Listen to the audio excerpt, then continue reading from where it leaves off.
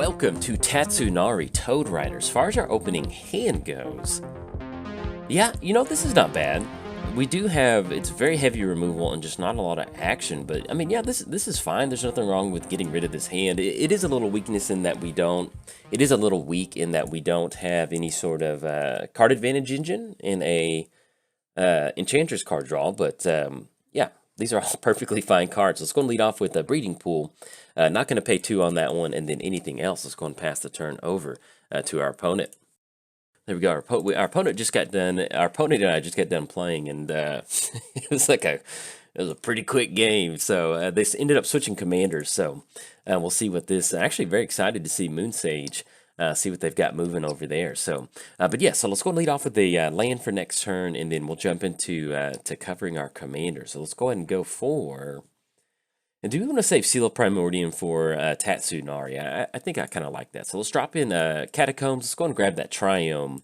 That way it comes into play tapped, and then anything else, we're going to go and pass the turn over to our opponent. We're playing Tatsunari, Toad Rider, the Sultai Frog. Whenever you cast an enchantment spell, if you don't control a creature named Kimi, create Kimi, a legendary 3/3 black and green frog creature token with.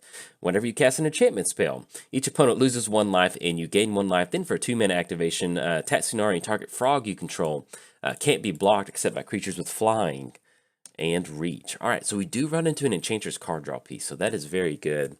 Let's go for, let's go and get Tatsunari down. If we're going to get some good stuff going, well, that's going to be Enchantress Presence. I still think we end up, we're playing against mono black. I feel like we're going to run into some spot removal, but let's go for Tatsunari. We could go Enchantress Presence and try to set up Seal and some other stuff for next turn, but let's see if Tatsunari sticks around. That way we can get Kimi onto the battlefield. Playing against Nashi, Moon Sage, Scion, Ninjutsu for 4, and then whenever Nashi deals combat damage to a player, exile the top card of that player's library. Until end of turn, you may play one of those cards. If you cast the spell, there we go. We get Collar swinging in. Yeah, that's okay.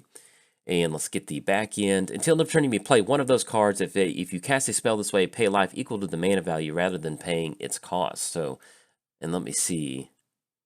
Exile the top card of each player. Okay, so I was trying to figure out why they had the wording on the back end. So basically, they just get a free card. And let's see, is that just per turn until end of turn? All right, so that is just an end of the turn thing.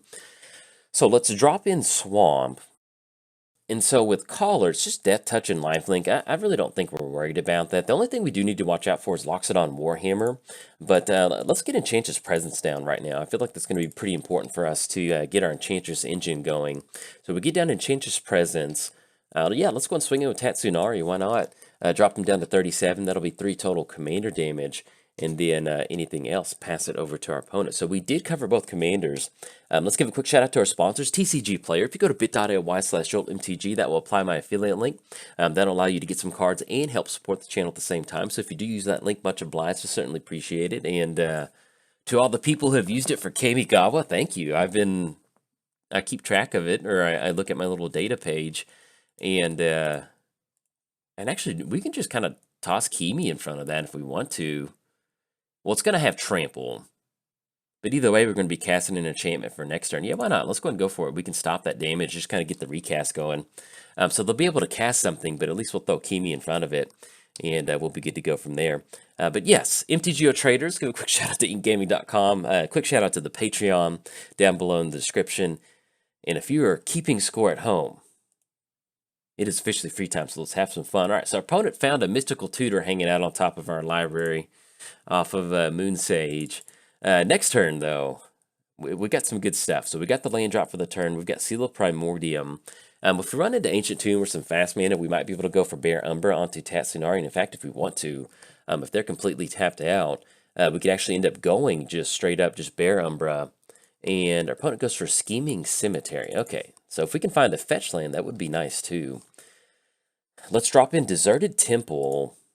Yeah, and I think what we do on this one is we go Aqueous Form on Tatsunari, and that's going to be 1 blue, because that still gives us double green. And so that's going to be Kimi back on the battlefield. We'll get the Enchantress Presence card draw. Ooh, great or good. I like that. Let's drop in Bear Umbra on Tatsunari, and this is where we're getting some good stuff moving. Let's get the Enchantress Presence card draw trigger. Let's get Kimi going. and get that onto there. This is going to be a 5/5, can't be blocked. Let's go and push in. Look at this. We're going to Value Town. All right, so this is going to be Aqueous Form. Untap all lanes that we control. Get a Scry and a Scurry for 1. It's going to be Sanctum Weaver, which we will draw into. That's going to be 1/2. Yeah, I think we leave that on top. I'm okay with that because that's going to be an enchantment and it'll be a mana source for next turn. All right, so we're going to swing for 5, drop down to 36. That's going to be 8 total commander damage. We do have an untapped on land. I think at this point, since we are sitting at 5, I think I kind of like going for Greater Good on this one. I think that'll be good. So yeah, let's drop in Greater Good because they're not going to be the haste option. If they do have some sort of spot removal with Greater Good, what we can do is in response, go for that Greater Good. And I kind of like that. So let's get down Greater Good and then anything else, kick it over to our opponent. So there we go. Yeah, it's free time. And we're definitely having some fun. But yes, if you haven't seen this before, this is Sultai Enchantress. We do have Gitrog in here, and we do have Grolnok, everybody's favorite commander frogs, legendary frogs, whatever you want to say it. And as far as this particular build of Tatsunari, I counted the enchantments before the game started, and we are sitting at 43 enchantments, unless I missed one or went one or over. But that's a pretty good estimation of what we've got going on over here with the with the number of enchantments in here. So you can see how important it is to get down something like Enchantress Presence to really get this started. So we're in a good spot right now. Let's see if we hit a lane for the turn. All right, so we run into Seal of Doom, and this is going to be target non-black creature. So we're going to dump as much stuff out as we can right now. Let's go Sanctum Weaver. So we'll drop in Sanctum Weaver. That's going to be another Kimi trigger, Enchantress trigger. Let's see if we draw into another chain. All right, so we do at least hit a lane for the turn. Let's go for Seal of Primordium. That's going to be another card draw. And then let's drop in Temple of Malady. That way we can get a Scry and a Scurry and some Fever. We've already hit the land, so let's go and put that on bottom for right now. And there's nothing else that we can do, so let's go and push in with Tatsunari. That's going to be a 5/5. And we don't have the mana for the frog token, but we can still end up casting it for next turn. So let's go and push in. It's going to untap all lands that we control. Get a Scry off of Aqueous Form. Yeah, we'll put that on top because it's going to be a quick little card draw for us. All right, so we untap our lands. We're swinging in for 8. That's going to drop them down to, should be 25. There we go. This going to be 13 total commander damage. And I think what we do, so we do at least have Assassin's Trophy online. Let's go for Wolf Woodland Haven.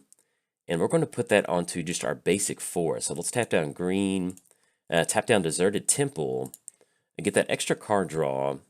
That's going to be the Curiosity onto Tatsunari. And what we're kind of digging for right now, the reason we're kind of dumping stuff out is to find some sort of enabler piece, and that's going to be, and actually we'll talk about that in just a second. So anything else is going to pass it to our opponent. So but yeah, so we've got Assassin's Trophy online. If they end up swinging in with the Moon Sage, we can go for Assassin's Trophy. That will give them an extra land, but at this point we really haven't seen any spot removal from our opponent. And if they do end up going for a Scheming Symmetry, I think Assassin's Trophy is a, yeah, it's a May ability. So if they end up going for Scheming Symmetry, what we can do at least is kind of give them the option to, do you want to land or do you want whatever's on top of their library? But yes, what we're digging for is like a card like Ancestral Mask. And with Ancestral Mask, what that does is it gets our creature's going to get +2/+2 for each enchantment on the battlefield. So you can see if we rip into Ancestral Mask, we're looking at 1, 2, 3. We got 4, 5, 6. So we're looking at +14/+14. And then when you add in Aqueous Form, that's a one-hit, that's a commander damage win right there. So it is very interesting. Our opponent's going to go for Loxodon Warhammer. And just, I mean, because we've got removal in here. We do. So I think what we may end up doing is waiting for them to swing in. Let's get the Assassin's Trophy going on their commander. Yeah, I like that. There we go. Tap down for green. That's going to allow them to search for a land, but at this point, yeah, I think we can just end up going for Assassin's Trophies. It's going to stop that extra card advantage. They got lucky, not lucky, but they did hit a Mystical Tutor, and I don't want them to get a high impact card off the top of the library to stop what's going on our side of the battlefield. So, but yeah, as far as our board state, this is exactly what we want to do. Get down Tatsunari, get down something like Enchantress Presence, and then just go to town on drawing a bunch of cards. You know, we did run into Greater Good. And so with Greater Good, you can see if our opponent, you know, are playing against Mono Black, if they've got some spot removal, we just go for Greater Good in response to that and just cash in a ton of card draw. And I guess technically we could be, yeah, we should be going Greater Good on Kimi. Yeah, I think we'll probably end up doing that for next turn. That does cut us off swinging in for 3, but I like drawing into a few extra cards. And the other good thing is that, all right, Pota's going to go for that. So yeah, we'll add some mana in response to that. I don't think we have any other responses to go for. That's going to hit our Forest and Wolfwillow Haven. Let's go Greater Good. Let's go and sacrifice Kimi. So it's going to draw 3, then discard 3. And so we'll go ahead and discard. Yeah, actually, we probably wouldn't hurt to have Overgrowth. So let's go and get rid of Seal of Doom. And we'll get rid of Blight Cat. Actually, we'll get rid of Grim Guardian because we've got Kimi out there. And we'll still hold on to Toxic Deluge. I think what we'll do is we'll get rid of Island. Because that'll put us on 3 enchantments for next turn.